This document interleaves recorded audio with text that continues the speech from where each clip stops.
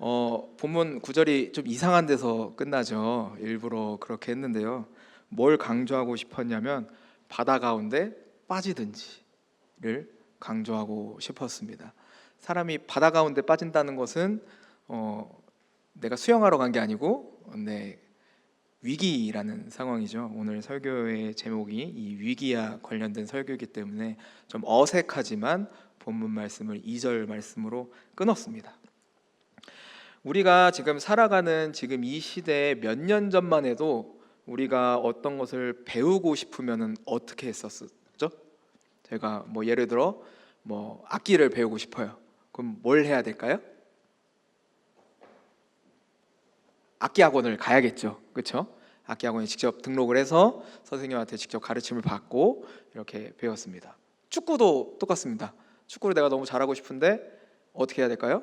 축구 선수한테 가야겠죠. 이제 알려주는 축구 선수한테 이렇게 가든지, 내가 영화를 보고 싶어요. 그럼 저희가 어디 갔었죠? CGV, 영화관, 롯데극장 이런 데 갔었죠. 아니면은 공연을 보고 싶어요.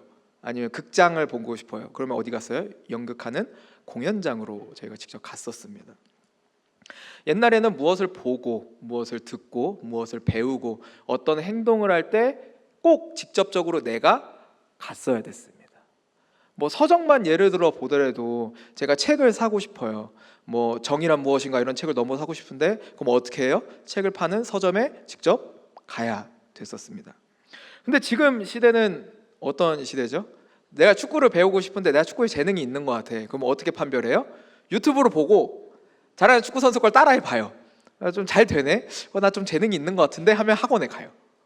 요즘 아이들은 그래요. 악기도 똑같아요. 악기를 처음에 기타를 배우고 싶으면 기타를 사요. 제 기준엔 기타가 비싼데 아이들 입장에서는 부모님이 사주니까 기회비용이 없다 생각하죠. 기타를 사요. 그 다음에 뭘 봐요? 유튜브로 봐요. 그래서 코드를 어떻게 잡는지, 어떻게 연주하는지를 해봐요. 그리고 좀 더 욕심이 생기면 어떡합니까? 학원에 등록을 합니다. 뭔가 순서가 바뀌어 있죠. 그리고 저희가 아까 영화를 봤을 때 어디 갔다 그랬죠? CGV 가거나 이제 롯데시네마를 가거나 이랬었는데, 지금 영화 어떻게 보십니까? CGV 직접 가서 보세요? 아니요, 요즘은 다 뭘로 봅니까? 넷플릭스로 봅니다. 채널 CGV도 아니고 그냥 넷플릭스로 그냥 편하게 내가 보고 싶은 영화 구매해서 그냥 집에서 팝콘 먹으면서 혹은 피자 먹으면서 치킨 먹으면서 영화를 보는 시대가 왔습니다. 공연도 똑같습니다. 옛날에는 직접 극장이나 공연하는 데 가서 보는 그 리얼함, 현실감을 중요시했다면 지금은 그것보다는 편안함을 좀 더 생각하는 시대입니다. 그렇다 보니까 그냥 집에서 연극 캣츠 이거 한번 봐볼까 이렇게 유튜브로 보거나, 아니면 그런 것 또한 이제 넷플릭스 같은 데도 잘 뒤져보면 있습니다. 그래서 그런 것들을 보면서 우리는 이제 문화생활을 하고 쉽게 무언가 보고 듣고 배우는 시대가 왔습니다. 우리가 영화나 연극이라 얘기했지만 더 쉽게 접근하는 문화적 매체가 있습니다. 무엇입니까? 권사님들 자주 보시지 않으세요? 드라마죠, 드라마. 네. 드라마 안 보시는 분 계십니까? 손 드셨는데 살면서 한 번도 안 보셨나요? 그건 아니죠. 왜냐면은 놀리려고 하는 게 아니라 드라마에 관련된 이야기를 해야 돼서 그래요. 드라마가 뭔지는 알고 계시고 경험은 해보셨지만 지금은 이제 신앙적인 이유라든가 여러 가지 삶의 이유로 끊으셨던 거죠. 네. 우리가 흔히 보는 드라마에 꼭 나오는 장면이 있습니다. 이게 사랑 이야기든 복수극이든 전쟁극이든 이렇게 달달한 로맨스건 꼭 나오는 장면이 있어요. 무엇일까요? 오늘 설교 제목 보시면은 위기입니다. 위기. 다 나와요. 어느 장르여도 나와요. 드라마 얘기했다시피 사랑하는 사람의 드라마에 꼭 위기가 와요. 어떤 위기가 오죠? 더 멋진 남자 주인공이 나오든지 더 예쁜 여자 주인공이 꼭 끼어요. 안 낀 드라마 보신 분 있으신가요? 저는 일단 살면서 본 적이 없습니다. 혹시 또 위기가 없는 영화 보신 적 있으신가요? 위기가 없는 영화도 없습니다. 이 위기란 것은 단순히 삶의 어떤 그 속에서, 드라마나 영화 속에서 긴장감을 주는 것뿐만이 아니라 이 위기를 이겨냈을 때 주인공이 어떻게 해요? 보통 성장해요. 뭐 예를 들어 로맨스인데 이런 아리따운 여성분이 와서 이 삼각관계가 됐는데 이것을 잘 이겨내고 원래 여주인공이랑 이렇게 잘 행복하게 보냈습니다 하면 뭐가 성장된 거예요? 정신적으로. 또 사랑이 성장한 거죠. 이게 또 액션으로 넘어가면 어떻게 됩니까? 나보다 더 강한 상대를 만나서 내가 지게 돼요. 위기가 왔죠. 근데 내가 이 위기를 어떻게 이겨냅니까? 더 열심히 수련을 해서 저 사람을 이기게 되는. 그래서 어느 장르에서나 이 위기는 문화작품에 있어서는 빼놓을 수 없는 것입니다. 이해를 돕기 위해 한 가지 예시를 들고자 합니다. 아까도 얘기했다시피 권사님들이 많이 계시니까 이제 드라마 쪽으로 얘기를 하면은 보통 사랑에 관련된 드라마 많이 나오죠, 그렇죠? 요즘도 그런데 어떤 커플이 이렇게 알콩달콩, 뭐 지금 권사님 분들께서는 잘 느끼실지 모르겠지만 그 옛날에 나의 모습을 보는 것 같다 막 이러시면서 뭐 나의 연애관 막 이랬던 막 그 연애 이제 드라마를 보는데 그것만 한 120편 드라마가 나온다 생각하면 흥행할까요? 매일 하는 드라마인데 매일 알콩달콩 사랑만 나누는 드라마예요. 드라마가 잘 될까요? 흥행이 될까요? 안 되죠. 그래서 제가 한번 각색을 해봤습니다. 이제 한 여인이 한 이제 남자와 이제 사랑을 알콩달콩 나누는데 한 여자가, 아리따운 여자가 이들과 사이에 끼게 됩니다. 근데 이 남자가 이 위기를 잘 넘겨야 되는데 이 위기를 잘 넘기지 못하고 원래 사랑했던 여자를 죽이려고 하는 거예요. 근데 죽이려고 했는데 이 여자가 안 죽었어요. 그래서 어떻게 하냐? 눈 밑에 점을 찍고 놉니다. 그래서 이름이 바뀌어요. 눈의 밑에 점 하나만 찍었는데 사람들이 못 알아봐요. 이름까지 바꿨어요. 그래서 복수하는. 그래서 나중에는 자기 혼자 행복하게 사는 드라마. 어떻습니까? 잘 될 것 같은가요? 잘 안 될 것 같으세요? 잘 돼요? 잘 된다는 분들은 어떤 드라마인지 아셔서 그렇습니다. 제가 말한 드라마 뭐죠? 아내의 유혹이죠. 아내의 유혹을 찾아보니까 2008년도에 방영을 했는데 129부작이래요. 저는 2008년이면은 제가 91년생이라 아직 안 볼 때거든요. 그래서 저는 그렇게 길게 한지 몰랐어요. 유명한 건 알았는데 129부작인데 평균 시청률이 26.9%. 그러니까 27%라 가정하면은 저희 10명당 한 가정 따지면은 이 10명 중에 많이 보는 거예요. 최고 시청률은 40%였대요. 눈 밑에 점을 찍고 나왔을 때 못 알아본 게 충격이었는지 모르겠는데 시청률 40%나 찍었던 국민 드라마였다고 합니다. 이렇듯이 위기란 장면은 밋밋해지는 이런 상황에서 긴장감을 주거나 분위기를 반전시키는 장면으로 많이 나옵니다. 약간 제가 말했듯이 어느 장르에다 나오니까 좀 약간 진부해요. 새롭진 않아요. 그렇죠? 2008년도에 아내의 유혹은 센세이션했어요. 일단 사랑하는 여자를 죽인다는 개념부터가 새로웠죠. 뭐 사귀다 헤어질 수도 있는데 사람을 죽일 수까지는 없는데 굉장히 반응이 센세이션했는데 지금은 어때요? 더한 것도 나오죠. 그렇기 때문에 이제 진부한 상황이 돼버린 거예요. 이거를 이제 문학적 용어로 클리셰라고 합니다. 그래서 이 위기란 이제 문학 작품의 클리셰가 되어버렸어요. 진부한 게 되어버렸습니다. 이 위기는 언제나 어떤 장르에나 클리셰로 등장합니다. 그것은 성경에서도 마찬가지입니다. 성경 시작하는 곳이 어디죠? 창세기죠. 창세기도 이 위기가 찾아오게 됩니다. 그 주인공은 바로 하나님이 창조하신 아담과 하와였습니다. 아담과 하와는 사실 하나님이 목적하신 창조 목적대로 살았다면 에덴 동산에서 평화롭게 살았습니다 하고 창세기 이후에 성경이 없었겠죠. 그렇죠? 근데 이들에게 위기가 찾아옵니다. 아까 아내의 유혹 같이 아내의 유혹도 있는데 또 누가 유혹합니까? 아내의 유혹을 넘어서 뱀의 유혹까지 나오게 됩니다. 이 뱀이 뭐라고 꼬시죠? 하나님이 먹지 말라 했던 선악과를 먹어라. 자, 사실 우리가 이 성경을 읽을 때 성과 악을 구별합니다. 그렇죠? 어떤 게 선이고 어떤 게 악이고. 기독교에서 어떤 게 선이고 어떤 게 악입니까? 하나님이 선이시고 하나님과 반대되는 것은 모든 악입니다. 이분론적이죠. 그렇다 보니까 사람이 읽을 때 이 뱀이 참 악하다라고 얘기합니다. 아니신가요? 반응들이 뱀이 악하다라고 생각하시죠 보통. 왜 그럴까요? 성경을 읽고 있는 게 누구예요? 사람이기 때문에 그래요. 사람의 기준으로 뱀은 나쁜 거예요. 왜? 꼬셨으니까 나쁜 거예요. 참 이 뱀이 나쁜 것도 사실인데 우리 좀만 더 깊숙하게 이 말씀을 보고자 합니다. 사실 이 아담과 하와는 최초라는 타이틀을 상당히 많이 가진 인류입니다. 첫 번째로 아까 제가 말했던 하나님께서 처음 지으신 최초의 인류. 또 무엇입니까? 최초로 하나님께 쫓겨난 인류. 에덴 동산에서 쫓겨난 최초의 인류라는 타이틀을 갖고 있습니다. 근데 타이틀은 사실 거기서 끝이 아닙니다. 이 뱀의 유혹 보시면은 아담과 하와는 솔직히 좀 억울해요. 아담과 하와는 저였으면 이렇게 얘기할 수 있을 것 같아요. 아니 저 뱀이 작정하고 나를 꼬셨는데 제가 어떻게 안 넘어가요? 어디서 많이 들었던 변명이죠?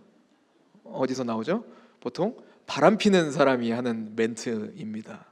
네, 그럴 수도 있어요. 근데 아까 자꾸 타이틀을 얘기했는데 이 아담과 하와의 최초의 타이틀은 하나님을 최초로 의심한 사람이라는 거예요. 자, 뱀이 유혹한 내용 중에 아담과 하와한테 무엇이라 얘기합니까? 선악과를 못 먹게 하는 이유는 너희가 그것을 먹는 순간 하나님과 같은 능력을 갖게 될 거라는 내용이었습니다. 근데 이것을 좀만 논리적으로 생각할 수 있으면 말도 안 된다는 소리를 알 수가 있어요. 열매를 하나 먹는다고 하나님과 똑같게 된다면, 아니 그럼 내가 열매를 먹지 않아도 하나님 능력에 비스무리한 거라도 갖고 있어야 되는 거 아니에요? 기본 밑바탕이 없는데 열매만 덜컥 먹었다고 그 능력이 생길까요? 아니라는 거예요. 근데 이 뱀의 유혹에 웃으면서 넘어갈 수 있는 것을 어떻게 된 거예요? 의심했기 때문에 넘어간 거예요. 하나님을 굉장히 쪼잔한 사람으로 만드는 그 의심이 아담과 하와에 먹혔기 때문에 이 뱀의 유혹에 넘어간 거라는 겁니다. 그 뒤로 성경은 구약과 신약에 계속 전반적으로 걸쳐 위기라는 것이 줄줄이 등장합니다. 뭐 그것을 전체 다 얘기하자면 너무 오래 걸리니까 그 중에 제가 몇 가지 이야기를 이제 선별해 왔는데 그 중에 하나는 구약 성경 다니엘입니다. 우리는 다니엘 하면 뭐만 생각납니까? 다니엘 새 친구 이름이 뭐죠? 한 번만 얘기하시는 것 같아요. 사무장님 혼자서. 네, 사드락 메삭 아벳느고라는 이 다니엘의 새 친구랑 다니엘이 주인공으로 나오는데 이 성경은 잘 보셨는지는 모르겠지만 시작부터 위기예요. 이해를 잘 못하시는 것 같은데 이 다니엘서가 어떻게 시작합니까? 포로로 끌려간 것부터 시작이 됩니다. 우리가 포로로 끌려가다 하면은 글로만 읽으니까 이게 위험한지를 몰라요. 그냥 다른 나라 내가 놀러 가듯이 생각을 하시는데 사실 이 포로로 끌려간다는 것 자체가 우리한테 잘 와닿지 않는 이유가 저도 그렇고 우리 여기 앉아 계신 성도님들 그렇고 포로를 안 끌려봐서 그래요. 그렇죠? 내가 포로로 끌려가 봤으면은 10분 이해할 텐데 내가 포로를 안 끌려가 봤으니까 이해를 못하는 겁니다. 혹은 내가 이해를 하지 못하더라도 성경의 배경 지식을 좀 더 깊숙하게 알아본다면 알 수 있지만 사실 성경을 읽으면서 일일이 그렇게 다 배경을 검색하고 하는 게 쉽진 않은 문제이기 때문에 우리가 잘 와닿지 않아요. 포로로 끌려간다는 것은 사실 온전하게 그 나라로 가는 것만 해도 감사한 일이에요. 포로를 왜 끌려가요? 인력으로 끌고 가는 거잖아요. 사람을 노동을 시키던 뭘 시키던 하려고 끌고 가는 거잖아요. 근데 대부분이 죽어요. 왜 그럴까요? 다니엘이 살고 있던 이스라엘 지역에서 당시 바벨론 남부 지역, 지금으로 따지면 이라크 남부 지역까지 지도에서 직선거리로만 그어도 850에서 900km입니다. 운전하셨던 분들은 대충 감이 오죠? 서울에서 부산까지 3번 왕복하는 겁니다. 근데 그거를 걸어서 하는 거예요. 근데 제가 말씀드렸다시피 직선 거리로 갔을 때 이 당시에는 나침반, 지도가 없던 시대입니다. 그러다 보니까 강을 따라 이동을 해요. 그래서 실제 이 다니엘이 걸었을 거라 추정했던 킬로미터가 약 1200km입니다. 1200km. 이 1200km를 어떻게 걸어야 되냐면 사람이 쉬지도 않고 자지도 않고 3달을 걸어야 되는 키로수라고 합니다. 이제는 좀 와닿으십니까? 포로로 끌려간다는 게 어떤 위기였는지. 근데 잘 생각해 보세요. 포로로 끌려가는 겁니다. 우리가 1200km 걸을 때 편의점이 있네, GS에서 우유 한 잔 마시고 다음에 저기 뭐 순댓국밥집 있네, 밥 한 그릇 든든히 먹고 가고 이럴까요? 아니에요. 이들에게 있어서 물과 밥은 사치예요. 안 준다는 겁니다. 최소한의 물, 최소한의 먹을 것만 제공하고 1200km를 걸어간 겁니다. 정말 속된 말로 안 죽은 게 용하다 라고 말할 수 있는 게 다니엘서 처음 시작 부분입니다. 근데 이 처음에 이 1200km를 걷고 나서 바벨론에 도착했는데 위기가 끝나나요? 더 큰 위기가 찾아오죠. 우상에게 바쳐진 음식과 하나님과의 관계 속에서의 갈림길, 이것 또한 위기죠. 왜요? 먹지 않으면 죽는 거였으니까. 또 다른 위기가 찾아옵니다. 어떤 위기죠? 하나님께 예배드릴 수 없는 그 상황, 목숨을 내놓고 예배드려야 되는 위기가 찾아옵니다. 또 마지막으로 어떤 위기가 찾아옵니까? 나의 선택으로 인해 풀무불로 뛰어들어가야 되는 위기가 찾아옵니다. 우리가 글로만 읽으니까 별로 와닿지 않는데 정말 죽음이 코앞까지 오는 그런 위기가 다니엘에게는 계속 있었다라는 겁니다. 다니엘 말고 구약시대의 새로운 인물을 얘기하고자 합니다. 다윗입니다. 다윗 다들 아시죠? 어느 집안의 막내 아들입니다. 근데 갑자기 뜬금없이 누가 와서 기름을 받아야 된대요. 기름 부음을 받아야 된대요. 넌 다음 때 이스라엘 왕이래요. 뜬금없죠. 양치고 있었는데. 근데 원해서 받은 거예요? 그건 성경에 나와 있지 않지만 다윗은 원하던 원치 않던 하나님이 부으셨기 때문에 받을 수밖에 없는 상황이었어요. 부으심을 받았어요. 그리고 이스라엘 왕이 됩니다. 근데 그 하나님이 부으셨으면은 편하게 왕위로 올려주면 좋잖아요. 자기가 하고 싶어 한다고 한 것도 아니고 하나님이 야 네가 다음 왕 해 해서 간 건데 다윗의 삶이 편안했나요? 전혀 편안하지 않았습니다. 위기가 시도 때도 없이 찾아옵니다. 사실 첫 번째 위기는 다윗이 잘못한 거죠. 뭐 골리앗이 좀 속된 말로 부모님 욕한 것도 아니고 자기 형 욕한 것도 아니고 하나님 욕했는데 자기가 화나서 나간 거잖아요. 뭐 첫 번째 위기는 자기 발로 만든 위기야도 쳐도 그 골리앗을 잡고 나서 어떻게 됩니까? 자기의 친한 친구의 아빠이자 하나님의 기름 부으심을 받은 왕 사울이 다윗을 죽이려고 합니다. 간단한 예시를 들어보겠습니다. 집에서 자는데 가끔 그럴 때 있지 않습니까? 누가 계속 쳐다보는 느낌. 누가 계속 쳐다보는 것 같은 거예요. 근데 눈 떴는데 아무것도 없고. 그 느낌은 다윗을 항상 받고 있었어요. 언제 어디서 사울이 죽이려고 할지 모르니까. 그리고 숱하게 사울을 죽일 수 있는 상황도 있었어요. 제가 다윗이었으면 그대로 했을 것 같아요. 실수를 가장해서 보낸다든가 이렇게 했을 것 같아요. 그런 위기 상황 속에서 다윗은 많이 이겨내고 왕이 된 거예요. 근데 우리가 다윗, 다니엘 하면 뭐만 생각납니까? 다니엘의 믿음, 다윗의 용맹함 밖에 생각을 안 한다는 거예요. 이들이 용맹해지고 그 믿음을 갖기까지 즐거운 시간보다 위기로 힘들게 목숨을 내걸고 간 시간이 이만큼인데 우리는 이것만 기억한다는 거예요. 그렇기 때문에 누군가는 그들의 끝 부분만 기억하며 이들이 잘된 것, 이들이 행복한 것, 이들이 하나님을 만난 것. 그러나 이 인물들이 하나님을 만나고 행복해지고 사람답게 살기까지는 수십 년간의 길고 긴 힘듦을 이겨냈기 때문에 그 자리에 올라갔다라는 겁니다. 그럼 이제 구약을 넘어서 신약으로 넘어오겠습니다. 마태복음 8장 후반부에 보면은 이런 장면이 나옵니다. 예수님이 직접 선택하신 12명의 제자를 데리고 배를 타고 바다로 갑니다. 예수님은 주무시고 계셨는데 뭐가 옵니까? 풍랑이 옵니다. 이것도 큰 위기였습니다. 우리가 풍랑할 때는 잘 와닿지 않아요. 왜 그럴까요? 우리가 타는 배는 다 금속으로 되어 있으니까. 웬만한 풍랑이 오지 않는 이상 넘어갈 일이 없으니까. 그러나 이 당시 예수님이 타고 가셨다라고 추측되는 배는 1세기에서 갈릴리에서 흔히 만들어진 어부들이 주로 타고 다니는 배였습니다. 이 배는 정확하게 무슨 나무로 만들었는지 몰라요. 왜 그럴까요? 그냥 튼튼해 보이는 나무 잘라다가 붙인 거거든요. 혼합한 나무예요. 그리고 그냥 물이 안 새게 하기 위해 아마섬유라는 것과 기름을 그냥 겉에 바른 게 끝이에요. 근데 배에 기름은 1리터를 부어도 강가 나가면 어떻게 됩니까? 수백 톤의 물이 존재합니다. 과연 이 기름칠한 걸로 물이 안 들어올까요? 우리가 이미 배를 타고 가는데 어디선가 자박자박하는 소리가 날 수도 있어요. 그게 예수님이 타고 가신 배입니다.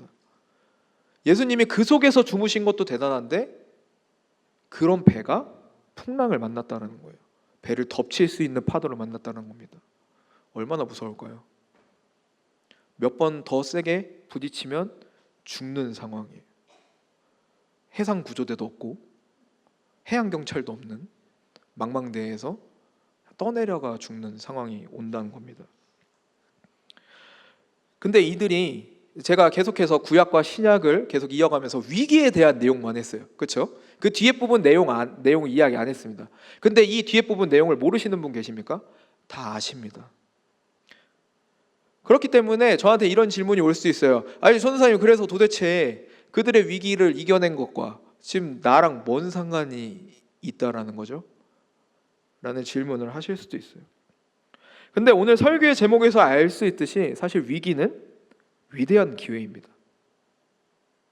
사람이 위기에 빠지면은 제일 먼저 알 수 있는 거는 내 인간성, 두 번째는 내 신앙입니다. 이들은 다 죽을 위기에 빠져 있었습니다. 당장 1000도씨가 넘는 풀무불에 들어가야 되는데 안 무서웠을까요? 제가 예배 안 하겠습니다, 이거 한마디만 했어도 살 텐데 그 1000도씨 넘는 풀무불 앞에서 그 얘기를 안 했던 다니엘은 어땠을까요? 또 다윗도 마찬가지입니다. 숱하게 죽을 위기 가운데 하나님을 찾았어요. 하나님, 저 사람 죽이고 싶어요. 근데 안 했다라는 겁니다. 예수님의 제자 또한 어떻습니까? 예수님의 제자의 직업 중에 태반이 뭡니까? 어부예요. 그럼 그 배에 대해서 누가 더 잘한다는 거예요? 제자들이 훨씬 잘한다는 거예요. 제자들은 전문가예요. 근데 이 배가 부서질 풍랑에 찾아오자 누구한테 갑니까? 예수님한테 가요. 제가 설교를 하는데 제가 설교 부분이 기억 안 나서 우리 오늘 예배 나온 중등부 친구한테 물어보러 가는 거랑 똑같은 거예요. 전문가가 비전문가한테 찾아가서 살려달라고 하는 거예요. 사실 말이 안 되는 겁니다. 근데 그들은 왜 그렇게 한 거예요? 왜 풀물불 가운데서도 하나님을 찾고, 왜 이 사람을 이 사울을 죽일 수 있는 상황, 모든 게 행복해질 수 있는 상황에서 하나님을 찾고 참아내고, 왜 배를 부술 수 있는 풍랑 가운데에서 비전문가이신 예수님을 찾아가냐는 거예요. 다니엘도 마찬가지예요. 풀무불 이전에 1200km를 걸어 다니면서 누구를 제일 많이 찾았을까요? 하나님일 수밖에 없어요. 인간이 멀쩡한 사지를 가지고 1200km를 걸어가는 것도 어려운데 묶여서 끌려가는 그 상황에 최소한의 물과 양심만 공급되면서 1200km 걸어간다는 거, 그거 정말 쉽지 않은 일입니다. 다윗은 골리앗 앞에 나갔을 때 어땠을까요? 다윗의 체격이 요즘 말로 피지컬이 되게 좋았나요? 아닙니다. 사울이 입혀줄 갑옷과 투구조차 맞지 않았던 친구입니다. 그 어린 다윗이 저 거인 골리앗 앞에 나갔을 때 내가 내뱉은 말이어서 나갔지만 얼마나 무서웠을까요? 이 위기란 상황 속에서 내 신앙, 내 가장 어두운 인간성을 볼 수 있는 그 죽음의 위기 가운데서 이들은 하나님을 찾고 예수님을 찾았다라는 겁니다. 좀 더 이해하기 쉽게 설명을 하겠습니다. 하나님 입장에서 다니엘을 볼 때 그럼 어떨까요? 얘가 풀무불로 들어간대요. 하나님이 야 다니엘 너 참 믿음이 좋다 이랬을까요? 하나님 당황하셨을 수도 있어요. 하나님이 풀풀 들어가라고 시킨 게 아니잖아요. 하나님은 다니엘이 죽기를 원하지 않으셨어요.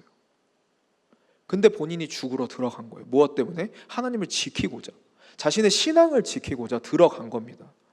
왜일까요? 자기한테는 죽을 위기인데 다니엘은 알았던 겁니다. 무엇을? 위기에서 하나님이 일하시는 위대한 기회란 걸 알았기 때문이에요. 무엇 때문에 알았습니까? 포로로 끌려가는 그 순간 누구보다 다니엘은 절실하게 알았던 겁니다. 내가 턱끝까지 죽음이 쫓아왔을 때 하나님을 찾으면 하나님이 일하시는 시기라는 것을.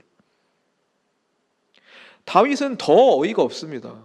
아까도 얘기했다시피 골리앗이 엄마 욕한 것도 아니고 아빠 욕한 것도 아니고 형들 욕한 것도 아니고 안 보이는 하나님을 욕했는데, 하나님이 가만히 있는데 네가 감히 하나님을 모욕하느냐고 자기가 나간 거라니까요. 하나님은 놀라셨을 수도 있어요. 아니 쟤가 갑자기 왜 저럴까? 하나님이 그 다윗이 던진 물맷돌을 맞춰주시지 않으셨다면은 하나님이 모욕당하는 걸 둘째치고 다윗은 그냥 죽은 목숨이었습니다.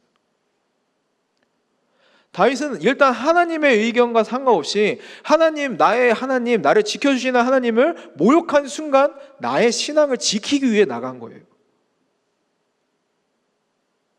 왜? 저 거인이라는 죽음 앞에서 하나님이 일하시기 좋은 시기라는 걸 알았기 때문이에요. 그걸 언제 알았습니까? 양을 치면서 숱한 늑대를 만나고 죽을 위기에 빠졌을 때 다윗은 이미 알았던 겁니다. 내가 죽을 위기까지 찾아왔을 때 하나님께 부르짖으면 하나님이 일하시는구나. 제자들 또한 마찬가지입니다. 아까도 계속 설명했다시피 누가 전문가예요? 제자들이 전문가예요. 제자들이 봐도 가망이 없는 상황이에요. 이건 그냥 죽은 겁니다. 근데 누구한테 찾아갑니까? 예수님한테 찾아가는 거예요. 예수님 살려주세요. 예수님이면 살려주실 것 같아요. 아니요, 예수님이라면 살려주실 겁니다. 예수님, 저희를 위해 일해주세요 하는 그 제자들의 마음이 예수님한테 닿은 겁니다. 이들의 이야기를 듣고 만약 내 마음속에 큰 와닿음이 없었다면 아쉽지만 이들과 같은 신앙생활로 위기를 이겨낸 경험이 아직은 없기 때문일 것입니다. 우리는 살아가면서 인생의 숱한 위기를 맞이합니다. 물론 이들처럼 죽을 위기는 아니죠. 경제적으로 혹은 건강으로 혹은 가족의 건강으로 혹은 여러 가지 일들로 너무나 위기가 찾아오고, 나는 그 위기, 남들이 보기엔 그 위기가 별거 아니지만 나는 죽고 싶고 너무 힘들 위기가 나한테는 찾아온다는 겁니다. 우리가 그 위기의 순간, 위기는 위험한 기회, 위험한 순간이 아닌 위대한 기회라는 것을 잊지 마셨으면 좋겠습니다. 그렇기 때문에 오늘 본문 말씀인 시편의 기자는 우리에게 이렇게 이야기합니다. 하나님은 우리의 피난처시요 힘이시니 환난 중에 만날 큰 도움이시라. 하나님이 환난 중에만 만나주시는 분 아니에요. 우리 환난 아닌데 이 자리에 나왔잖아요. 기쁜 마음으로 나왔잖아요. 그러면 하나님 못 만나나요? 아니라는 거예요. 근데 하나님은 언제 더 역사하시냐는지를 시편 기자가 얘기해 주는 겁니다. 언제 하나님께서 더 역사하시는 겁니까? 환난 중일 때, 위기일 때, 죽을 것 같이 힘들 때 모든 건 내려놓고 하나님 앞에 부르짖으면 하나님이 일하신다라는 겁니다. 말씀을 좀 마무리하려고 합니다. 그리스도인의 신앙생활, 우리의 삶을 표현을 하자면 저는 이렇게 정의합니다. 광야와 같은 삶이라고 항상 정의를 합니다. 광야가 어떤 곳이죠? 아무것도 없는 곳입니다. 물도 먹을 만한 음식도 지나가는 사람도 없는 그런 광야 같은 삶을 그리스도인은 살아간다라고 생각을 합니다.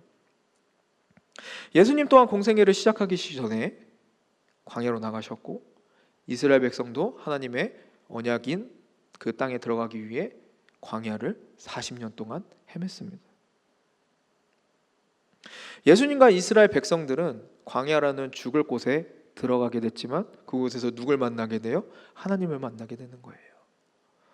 죽을 것 같은 광야에서 40일간 굶으면서 마귀의 시험을 받았지만 하나님을 만났고, 이스라엘 백성 또한 40년이라는 긴 생활 동안 먹을 거 없을 때 하나님이 먹을 걸 내려주시는 은혜, 더울 때 구름 기둥을 내려주시는 은혜, 추울 때 불 기둥을 내려주시는 은혜, 그 은혜를 광야에서 만났습니다.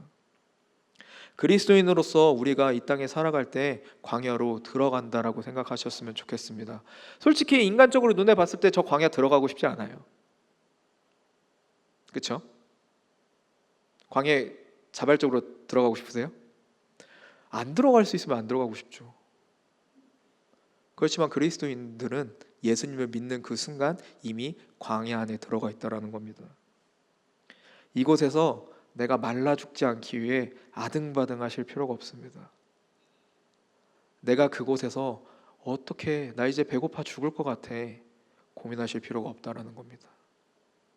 내가 목이 마를 때 물을 내려주시고, 내가 배고플 때 먹을 거를 내려주시고, 그런 이스라엘 백성들의 삶이 그리스도인의 삶이라는 겁니다. 오늘 예배를 통해 말씀을 듣고 오늘 예배를 드리시는 성도님들 가운데 인생의 위기가 있으시다면 이 위기, 위대한 기회, 줄여서 위기라고 생각하시면은 그 위기가 하나님 앞에 응답받게 되어서 그 위기가 나의 힘과 능력이 아닌 하나님의 힘과 능력으로 모두 다 이겨내실 줄을 주님의 이름으로 축원합니다.